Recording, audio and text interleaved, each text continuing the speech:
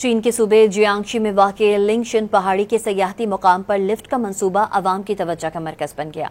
फ़ज़ाई मनाज़िर में देखा जा सकता है कि पहाड़ के किनारे लिफ्ट सिस्टम के मुख्तलिफ हिस्से जुड़े हुए हैं जो सीधे चोटी तक पहुंचते हैं। रिवायती केबल कार के बजाय ये नया निज़ाम सयाहों को आसानी से पहाड़ चढ़ने का मौका फराहम करता है। लिंगशन पहाड़ी सिलसिले की ऊंचाई 1000 से 1400 मीटर के दरमियान है।